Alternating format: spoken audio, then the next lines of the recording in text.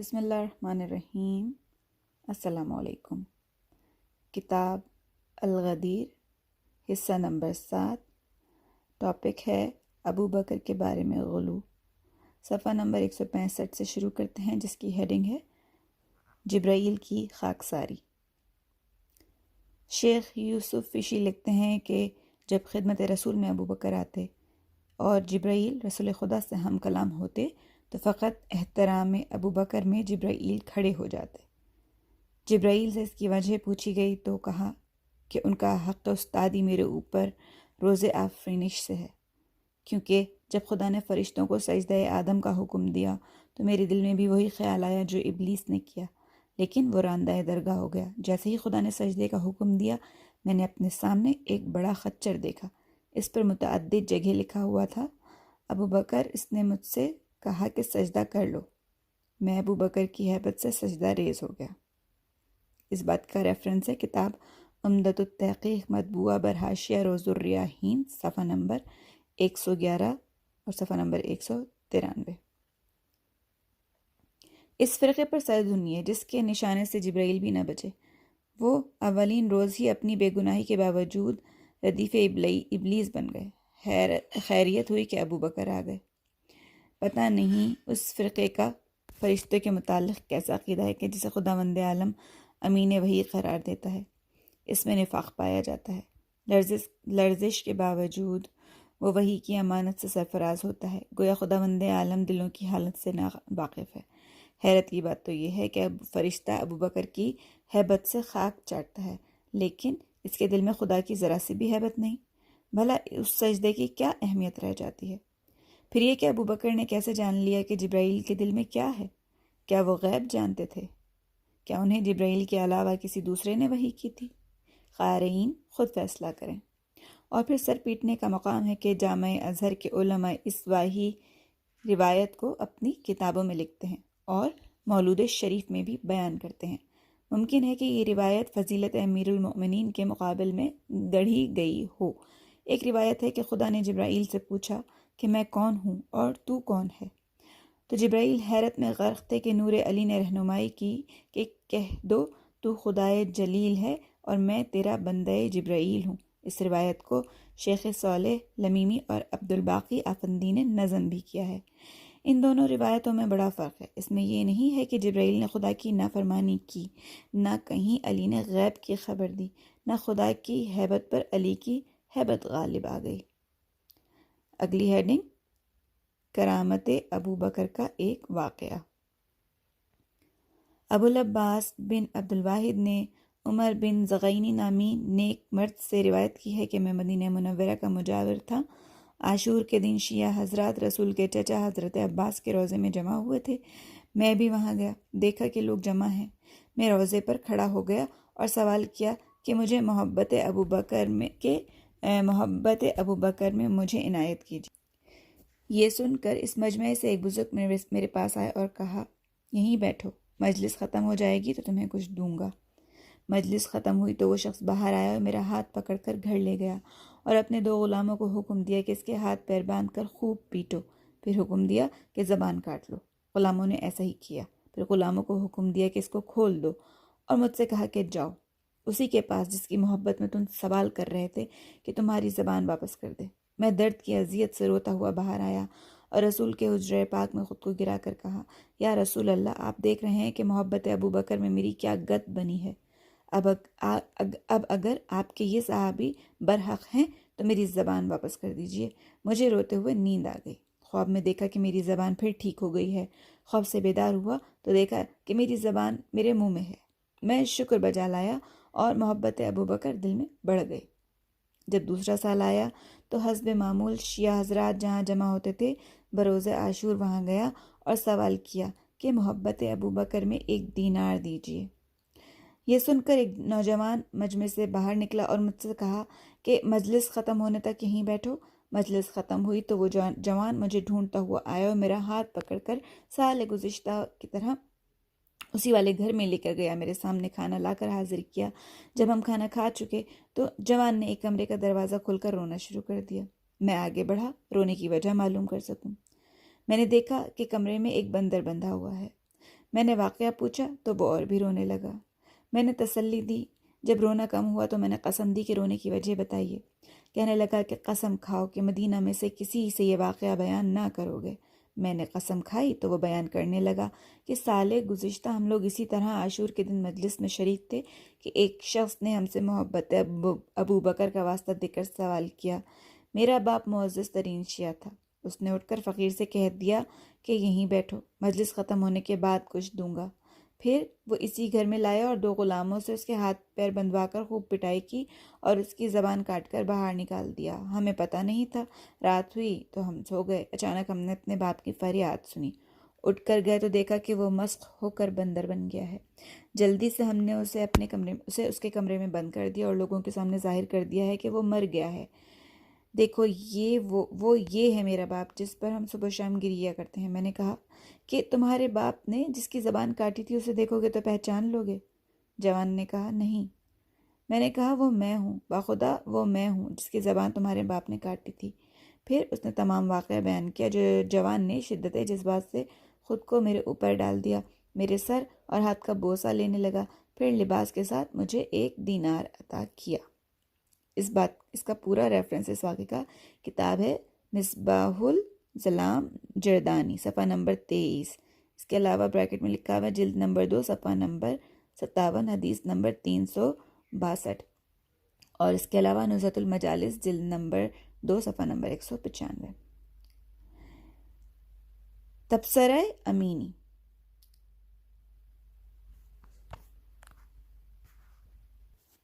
پتہ نہیں کن جذبات کے تحت یہ قصہ گڑھا گیا ہے۔ اس بے پر کے افسانے کو بیان کرتے ہوئے احمقوں کو شرم بھی نہیں آتی۔ کیا کوئی سنجیدہ اور سمجھدار انسان اسے یقین کر سکتا ہے؟ حالانکہ افسانے میں بڑی حد تک مہارت کا مظاہرہ کیا گیا ہے۔ کیا کوئی عقل مند یقین کرے گا کہ ایک مشہور اور معزز شیعہ کے متعلق ایک بیٹا اعلان کرے کہ میرا باپ مر گیا ہے اور عزیز دوست اس کے متعلق کچھ پوچھ گچھ نہ کریں، اس کی قبر کہاں ہے، چہلم کب کیا گیا، وغیرہ وغیرہ؟ کیا قصہ گھڑنے والوں کی طرح اس کے اعزا بھی عقل کے اندھے ہوں گے؟ وہ بیٹا اپنے اعزا سے تو ماجرا چھپا رہا ہے اور ایک اجنبی سے ساری بات کہہ سنائی۔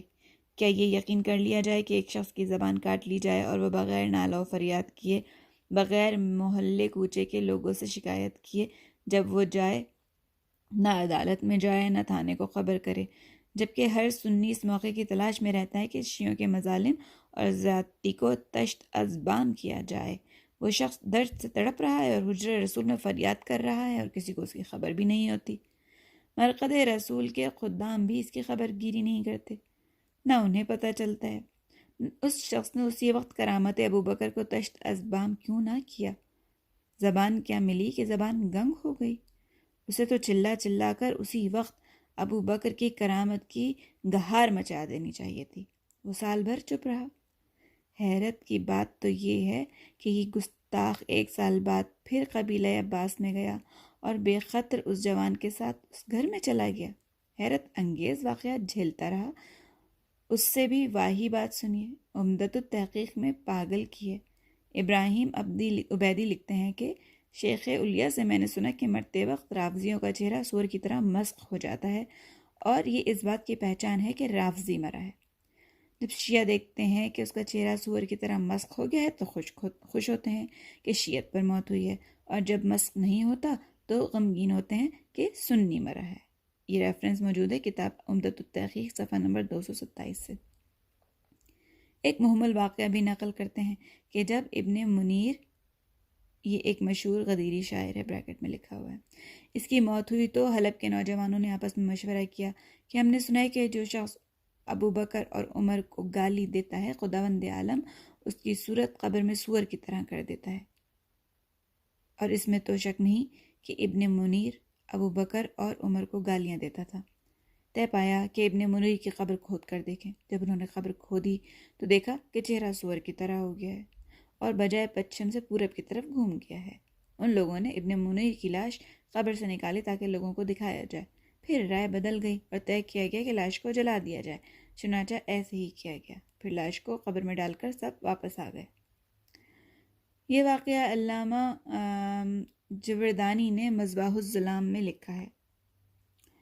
کتاب سن 1301 ہجری میں لکھی گئی اور سن 1347 ہجری میں طبع ہوئی۔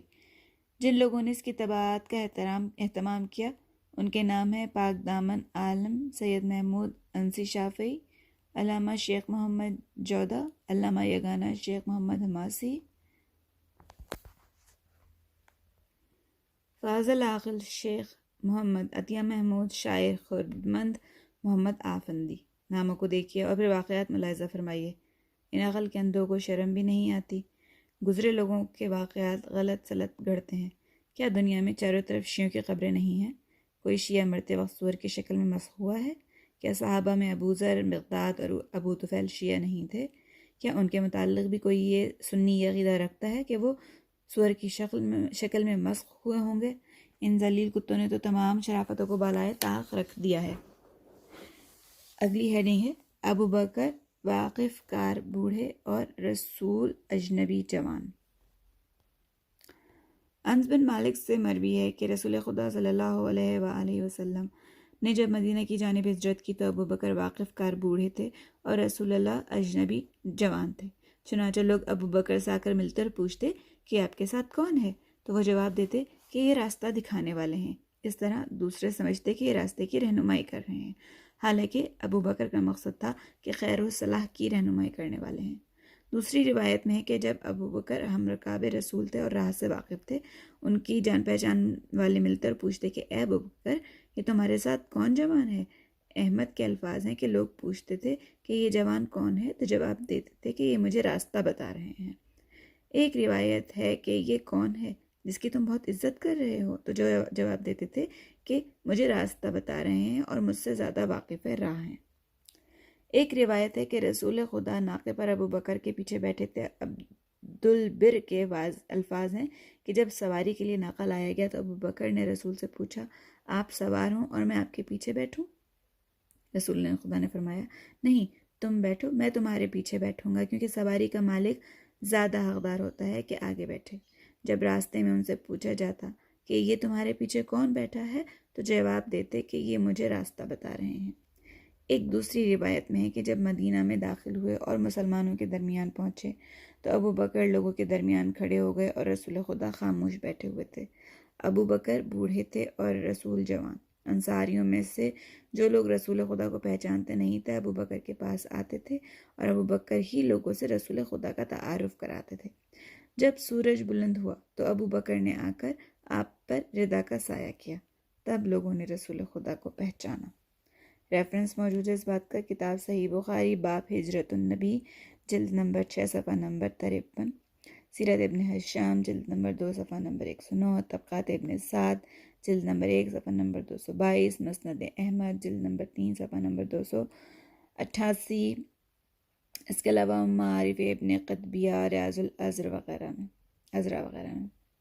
اور اس پہ علامہ امینی کا تبصرہ موجود ہے، تبصرہ علامہ امینی کی ہیڈنگ کے ساتھ کہ زمانے نے کس قدر رسول کو گرا دیا ہے کہ انہیں غیر معروف جوان کہا جا رہا ہے، گویا وہ بچے ہیں جنہیں ایک بوڑھا ملا جو اپنے سارے عاطفت میں آواز بلند کر رہا ہے اور راہ دکھا رہا ہے، کبھی اپنے ردیف میں بٹھاتا ہے اور کبھی آگے۔ ایسا معلوم ہوتا ہے کہ پیغمبر اسلام نے قبیلوں میں دعوت اسلام پیش ہی نہیں کی تھی، خصوصاً مدینہ کے انصار میں اوس و خزرج کے معروف قبیلے تو عقبہ کی بیعت اولیٰ اور بیعت ثانیہ میں 70 سے زیادہ عورت اور مرد نے اسلام قبول کر لیا تھا۔ کیا رسول نے ہجرت سے قبل صحابہ کو مدینہ بھیج نہیں دیا تھا؟ وہاں 60 افراد پہلے ہی پہنچ گئے تھے۔ مدینہ میں رسول کے خلیرے بھائی بنی نجار بھی تھے۔ مدینہ تو رسول کی عسکری قوت بن چکا تھا جو پہلے سے رسول کا انتظار کر رہے تھے، استقبال کے لیے روزانہ شہر سے باہر آتے تھے۔ آپ تشریف لائے تو عرفان انگیز نغموں سے استقبال کیا گیا، طلع البدر علینا۔ پھر یہ کہ ابو بکر سوال کے جواب میں یہ کیوں کہتے تھے کہ یہ مجھے راستہ بتا رہے ہیں؟ کیا مدینہ میں خوف کا ماحول تھا کہ وہاں تقیہ کی ضرورت پڑ گئی تھی؟ کیا وہاں رسول کے حمایتی نہیں تھے؟ کیا وہاں ان کا بول بالا نہیں تھا؟ پھر تقیہ کیسا؟ کیا یہ روایت مرسل طور سے نہیں کی گئی ہے کہ سب سے پہلے 7 آدمیوں نے اسلام کا اظہار کیا، رسول خدا، ابو بکر کب کے بوڑھے اور رسول خدا کب کے جوان ہو گئے؟ رسول خدا تو ابو بکر سے عمر میں 2.5 سال بڑے تھے۔ اس گتھی کو شاہر بخاری نے حل کیا کہ ابو بکر داڑھی کی وجہ سے کچھ زیادہ بوڑھے لگتے تھے اور رسول جوان معلوم پڑتے تھے۔ اسے دور کی کوڑی لانا ہی کہا جائے گا، ورنہ پھر اس کا کیا مطلب ہے کہ جس کی عمر 50 سے اوپر ہو اس کے متعلق پوچھا جائے کہ یہ نوجوان کون ہے؟ اس تعویل کے خلاف ابن عباس کی روایت ہے کہ ابو بکر نے رسول خدا سے کہا کہ آپ بوڑھے ہو گئے ہیں۔ آپ نے فرمایا کہ مجھے سورہ ہود اور ان جیسے سوروں نے بوڑھا بنا دیا ہے۔ اس بات کا ریفرنس موجود ہے کتاب ترمذی میں، مسند ابو یعلا، معجم الکبیر الطبرانی، مستدرک، تفسیر قرطبی وغیرہ وغیرہ۔ بوڑھے اور اجنبی کی ایک تعویل یہ کی گئی ہے کہ ابو بکر اکثر شام کی تجارت کے لیے مدینہ سے جاتے، اس لیے وہاں جانے پہچانے تھے۔ کیا رسول خدا نے شام میں تجارت نہیں کی؟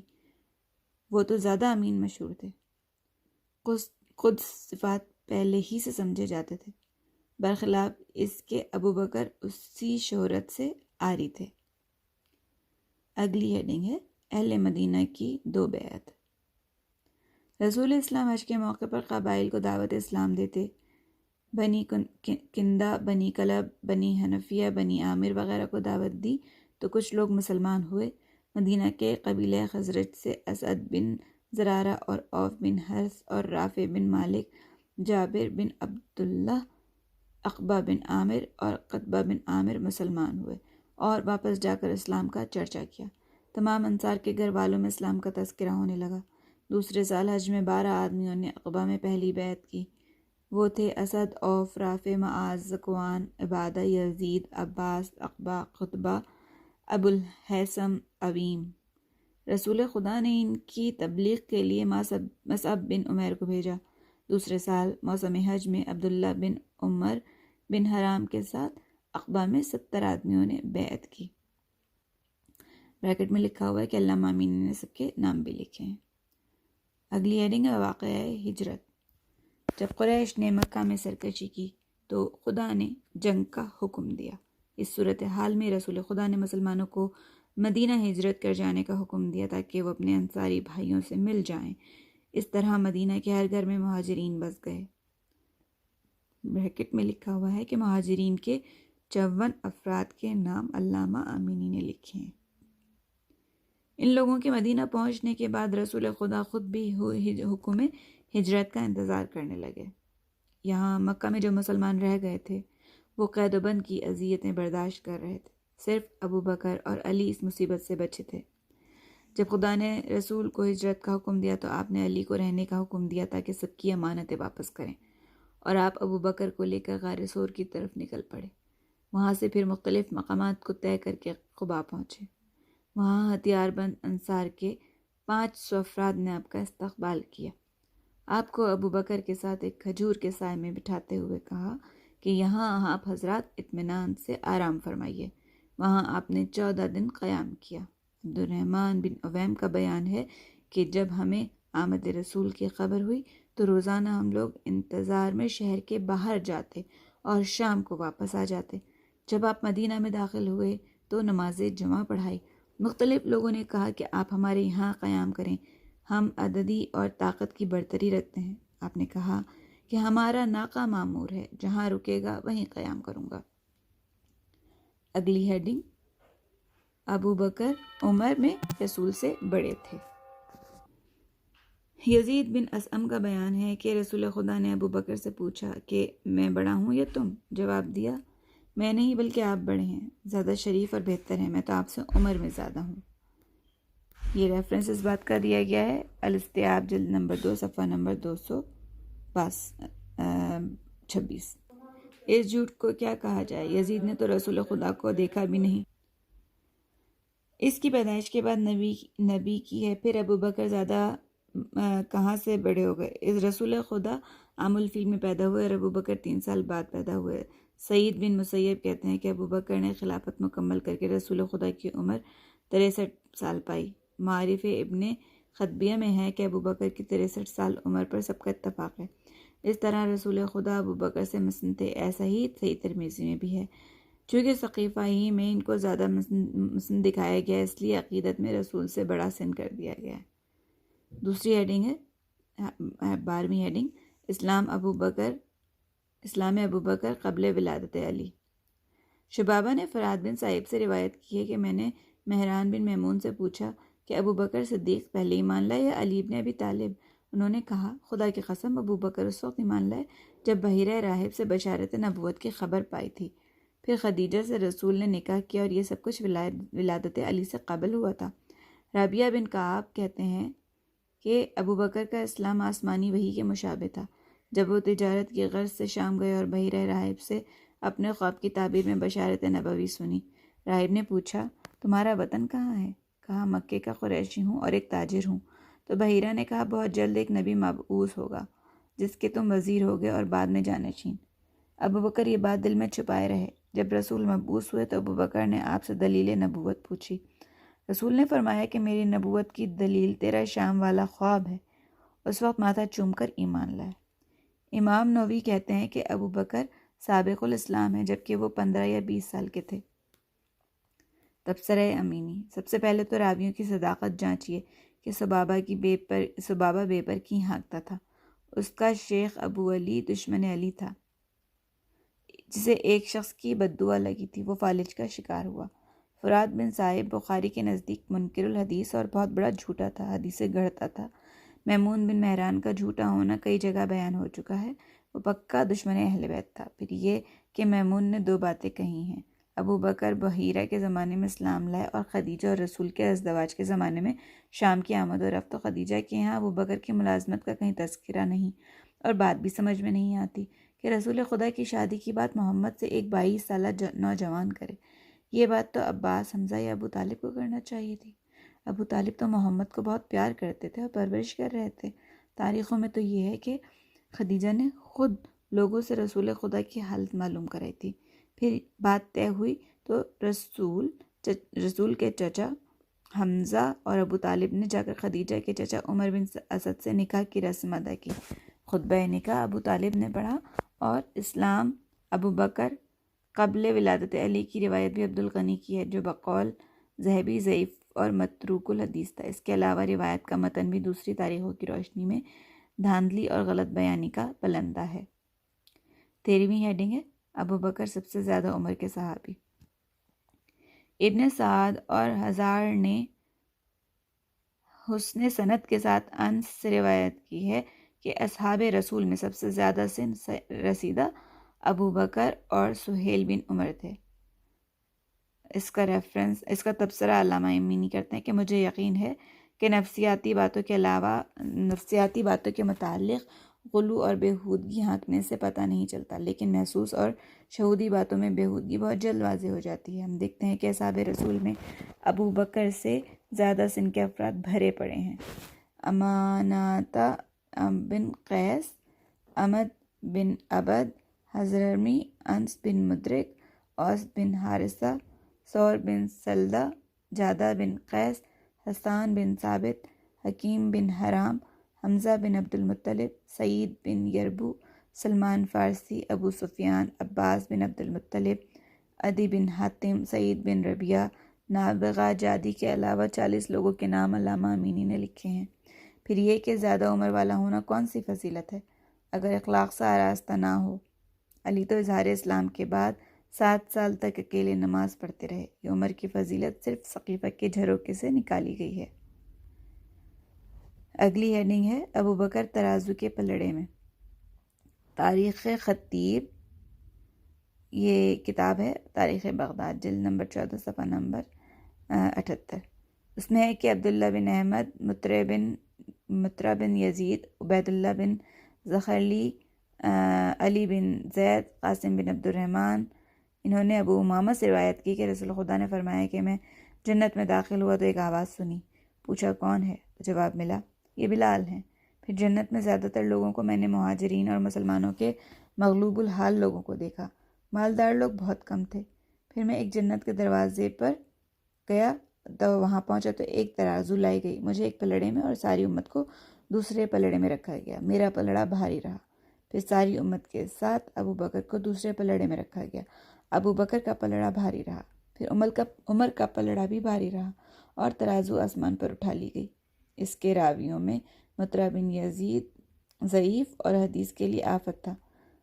عبداللہ بن زخر کو سبھی نے ضعیف کہا ہے۔ علی بن زید ضعیف، منکر الحدیث اور غیر معتبر تھا۔ قاسم بن عبد الرحمن مہمل اور منکر الحدیث تھا، بے پر کی اڑاتا تھا۔ یہ تو راویوں کی حالت تھی۔ پھر یہ ہیثمی نے مجمع الزوائد میں اس روایت کو ضعیف کہا ہے۔ ان سب باتوں کی ہیڈنگ کہ یہ جو راوی ضعیف تھے، ان سب کو اگر کسی کو ریفرنس میں تلاش کرنا ہے تو ان کے ریفرنسز موجود ہیں۔ کتاب الجرح والتعدیل، التاریخ الکبر، کتاب الضعفاء والمترکین الضعفاء والمترکون۔ آگے پڑھتے ہیں۔ 15ویں ہیڈنگ ہے سورج کا توسل ابو بکر سے۔ رسول خدا نے فرمایا کہ شب معراج میرے سامنے تمام چیزیں پیش کی گئیں، سورج بھی پیش کیا گیا، تو میں نے پوچھا تیرے گہن کی وجہ کیا ہے؟ بقدرت خدا وہ گویا ہوا کہ خدا نے مجھے آسمان کا چکر لگانے پر معین کیا ہے، جہاں چاہتا ہے مجھے گھماتا ہے۔ کبھی کبھی میں اپنے اوپر متکبرانہ نگاہ بھی ڈالتا ہوں، اس وقت مجھے ایک اجلا یعنی گھمانے والا سرنگوں کرتا ہے۔ میں اس وقت دو شخصوں کو دیکھتا ہوں، ایک کہتا ہے کہ احد احد، دوسرا کہتا ہے صدق صدق۔ میں نے ان دونوں کا واسطہ دے کر خدا سے دعا کرتا ہوں کہ گہن سے نجات دے۔ میں پوچھتا ہوں کہ خدا یہ دونوں کون ہیں؟ جواب ملتا ہے احد احد میرا حبیب محمد کہتا ہے اور صدق صدق ابو بکر صدیق کہتا ہے۔ یہ مسئلہ علماء ہیئت کے حوالے کرتا ہوں، وہی فیصلہ کریں۔ اب تک تو معلوم ہوا کہ تکبر کی وجہ سے گہن لگتا ہے۔ ممکن ہے چاند گہن کی بھی تحقیق ہو جائے تو نزہہ کے بعد دوسری نزہہ لکھی جائے۔ سورج گہن صرف امت محمد ہی سے تو مخصوص نہیں، ابو بکر سے قبل اور بعد بھی سورج گہن کیوں ہوتا تھا؟ مان لیا کہ سورج کی روحانی زندگی ہے، تو کیا یہ زندگی اختیاری ہے کہ وہ تکبر کا شکار بھی ہو جاتا ہے؟ گناہ کی سزا ملتی ہے؟ کیا وہ توبہ بھی کرتا ہے؟ اس نے نہ جانے کتنے گناہ کر ڈالے ہیں۔ اگلی ہیڈنگ ہے 16ویں ہیڈنگ، جنات کتیا کی ڈیوٹی۔ انس بن مالک کہتے ہیں کہ ہم خدمت رسول میں بیٹھے تھے کہ اتنے میں ایک صحابی آیا جس کی پنڈلی سے خون بہہ رہا تھا۔ پوچھا یہ کیسے ہوا؟ جواب دیا کہ فلاں راستے سے آ رہا تھا کہ فلاں منافق کی کتیا نے کاٹ کھایا۔ رسول خدا نے فرمایا بیٹھو۔ تھوڑی دیر بعد ایک دوسرا شخص آیا جس کی پنڈلی سے بھی خون بہہ رہا تھا۔ حضرت نے پوچھا کیا بات ہے؟ اس نے بھی وہی بات کہی جو پہلے شخص نے کہی تھی۔ رسول خدا یہ سن کر فرمانے لگے چلو اس کتیا کو مار ڈالیں۔ سبھی لوگ اٹھ کر چلے۔ جب سب نے تلوار بھی نکال لی، جب سب وہاں پہنچے اور تلواروں سے حملہ کرنا چاہا تو وہ کتیا تیز ترار انداز میں رسول سے کہنے لگی کہ مجھے نہ ماریے، میں خدا اور رسول پر ایمان رکھتی ہوں۔ رسول نے پوچھا تو نے صحابہ کو کیوں کاٹا؟ جواب دیا یا رسول اللہ میں جنات کتیا ہوں، میری ڈیوٹی ہے کہ جو بھی ابو بکر اور عمر کو گالی دے اسے کاٹ کھاؤں۔ رسول خدا نے ان لوگوں سے پوچھا کہ سن رہے ہو یہ کتیا کیا کہہ رہی ہے؟ ان لوگوں نے کہا جی ہاں، اب ہم بارگاہ خدا میں توبہ کرتے ہیں۔ ریفرنس ہے عمدۃ التحقیق مالکی، صفحہ نمبر 105۔ اس پر علامہ امینی تبصرہ کرتے ہیں کہ واقعی یہ کتیا میدان نبرد کی دلاور ترین ہے کہ خود رسول اس کی جنگ کے لیے نکلے ہیں، اصحاب تلواریں کھینچے ہوئے ہیں۔ یہ کتیا ہے یا شیر؟ یہ ڈراؤنی فوج ہے جس سے اعلان جنگ لیا جا رہا ہے۔ یہ دونوں اصحاب جنہیں کتیا نے کاٹ کھایا بزدل ہوں گے، ورنہ بہادر تو شیروں سے بھی نہیں ڈرتے۔ یہ کتیا کہاں غائب ہو گئی؟ اب کہیں ایسا کوئی واقعہ سننے میں نہیں آتا۔ پھر یہ کہ صحابہ نے اس کی تیز ترار زبان سنی، اسے تو زیادہ لوگوں کی زبان سے نقل ہونا چاہیے تھا۔ صحاح و مسانید میں نقل ہوتا یا معجزات رسول کے باب میں ہوتا، عبیدی کو ایک انس ہی سوجے تھے غلط بیانی تھوپنے کے لیے۔ کیا ایسی بھی گزاف گوئی ہوتی ہے فضائل کی؟ شاید ہوتی ہو۔ ہاں، رسول اور اولاد رسول کی بد دعاؤں سے خدا نے کتوں کو کافروں اور منافقوں پر مسلط فرمایا ہے۔ لہب بن ابی لہب پر کتا مسلط ہوا۔ صادق آل محمد کی بد دعا سے اس ناصبی شاعر پر کتا مسلط ہوا کہ جس نے اشعار کہے تھے۔ نیچے عربی میں کچھ شعر لکھے ہوئے ہیں۔ اگلی 17ویں ہیڈنگ ہے دوستوں کو تحفہ ابو بکر۔ اکرمہ ابن عباس سے روایت کرتے ہیں کہ حضرت علی نے فرمایا کہ میں رسول خدا کے ساتھ بیٹھا ہوا تھا، وہاں تیسرا خدا کے سوا کوئی نہ تھا۔ فرمایا یا علی، میں تمہیں بتاؤں کہ اہل جنت کے بوڑھوں کا سردار کون ہے اور خدا کے نزدیک کس قدر عظیم قدر و منزلت ہے؟ میں نے کہا کہ ہاں اے رسول، آپ کی جان کی قسم۔ فرمایا یہ دونوں آنے والے حضرت علی فرماتے ہیں کہ میں نے مڑ کر دیکھا تو عمر اور ابو بکر آ رہے تھے، پھر میں نے رسول کو دیکھا تو وہ مسکرا رہے تھے، پھر آپ کی پیشانی شکن آلود ہو گئی۔ ان دونوں نے آتے ہی رسول خدا سے پوچھا کیا سبب تھا کہ ہم جب کوشچن مارک کی سرائے سے آ رہے تھے تو آپ نے تبسم فرمایا، پھر پیشانی پر شکن پڑ گئی۔ فرمایا وہاں ابلیس نے تمہارے چہرے دیکھے، پھر آسمان کی طرف ہاتھ بلند کر کے دعا کی کہ خدایا میں ان دونوں کے توسل سے دعا کرتا ہوں کہ ان دونوں کے دشمنوں پر عذاب کرنا۔ ابو بکر نے پوچھا ہم سے کون نفرت کرے گا جبکہ ہم آپ پر ایمان لائے ہیں اور آپ کے فرمان کی تصدیق کی ہے؟ فرمایا آخر زمانے میں ایک قوم ہوگی رافضیوں کی، وہ حق سے پھر جائیں گے اور قرآن کی غلط تعویل کریں گے۔ خدا نے انہی کے لیے کہا ہے۔ پھر یہاں پر سورہ نساء کی آیت نمبر 46 اور مائدہ کی 13 اس کا ریفرنس بھی دے دیا گیا ہے کہ یحرفون الکلمہ عن مواضع۔ یہاں پر اپنی گفتگو روکتے ہیں، صفحہ نمبر 181 سے اگلے حصے کو پڑھیں گے۔ جب تک کے لیے اجازت، والسلام علیکم ورحمۃ اللہ وبرکاتہ۔